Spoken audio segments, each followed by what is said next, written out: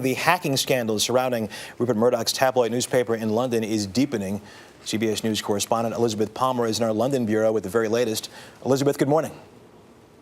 Good morning, Russ. Well, there are fresh revelations this morning. Sky News is reporting that the premises of the News of the World are about to be designated a crime scene. And the Guardian newspaper says, or at least alleges, that millions of emails may have been deleted from the company accounts, emails that would have been crucial to a police investigation. We do know that since yesterday noon, 3 people have been arrested. Clive Goodman, once the paper's royal editor, another man believed to be a private investigator, and Andy Coulson, a former editor who became the British Prime Minister's press advisor. He was allowed to go home again after questioning. There's an awful lot I'd like to say, but I can't. I'm not. The News of the World's owner, media magnate Rupert Murdoch, who also controls Fox News and the Wall Street Journal, will arrive in London today to take charge personally of the damage control. His British CEO, Rebekah Brooks, who was editor of the News of the World at the time of the alleged hacking, has not been arrested. She spoke to the soon-to-be unemployed staff at the News of the World on Friday and hinted there was more dirt to come. Eventually, it will come out why things went wrong and who was responsible, and that will be another very, very difficult moment in this company's history. Back in 2005, Prince William's aides realized that the News of the World must have learned some personal details by hacking into his voicemails. Slowly, it emerged that other celebrities had been hit, but the larger investigation stalled. Yesterday, Britain's Prime Minister said it wasn't just foot-dragging by the police. The truth is, to coin a phrase, we've all been in this together. The press, politicians, and leaders of all parties, yes, including me. While the News of the World will print its last edition tomorrow, the fallout from this affair has just begun. On the business side, a multi-billion-dollar takeover bid by the Murdoch family of a huge satellite television operation here in Britain has already been delayed, and it could be in serious trouble. Russ? Elizabeth Palmer in London. Thank you.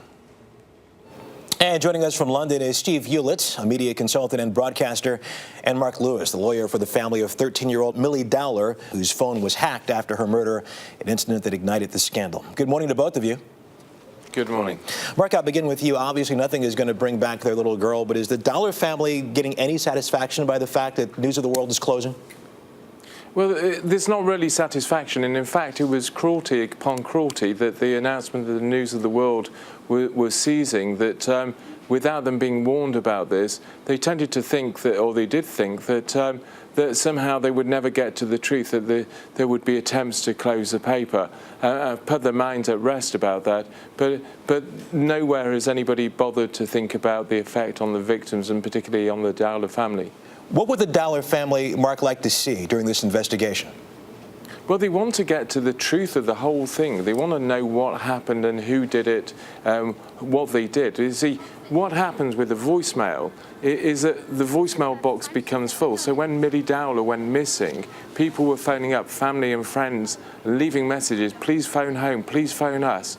And of course, the mother and the father and friends were phoning up, and the voicemail was full, and the message was, sorry, you can't leave a message anymore.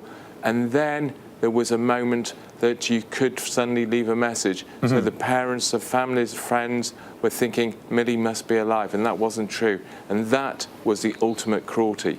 I see. Steve Hewlett, let me bring you in. Of course, as we heard, the situation is hit very close to British Prime Minister David Cameron. What do you think? Potentially, how damaging could this be to his government?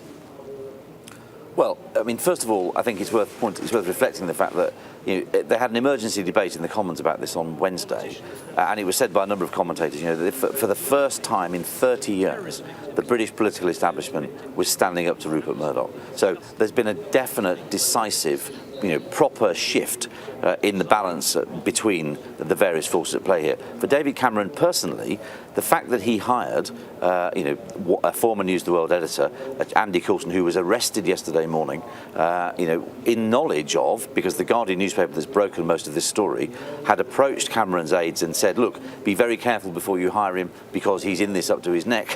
That having hired him in those circumstances leaves David Cameron, at best, looking as if he made a misjudgment, at worst, actually looking like he's way too close to the Murdoch empire. I see. Let me ask you this. Of course, no allegations have been made against Rupert Murdoch's American operations. I'm talking about the Wall Street Journal, Fox News, and the New York Post. But what do you think? Could there be repercussions on this side of the pond from what's happening over there? Well, I mean, isn't it always the way? And you're the experts with Watergate. The cover-up's usually worse than the crime. Now, what went on here is absolutely scandalous, but it was 5 and in some cases 10 years ago, and there's no question it shouldn't have happened. But the thing that's really toxic for News International and therefore for News Corporation is the way they've handled it. Of course, it extends over there, primarily not because of what happened. There's no suggestion that this sort of thing would happen over there in these newspapers. Not a hint of it. The reason it finds its way over there is because of the way the company have handled it. They denied it, they covered it up, they put their hands up, and now everyone is paying catch-up. We are going to have to end it right there. Steve Hewlett and Mark Lewis joining us from London. We thank you both very much for joining us this morning. You're welcome. Thank you.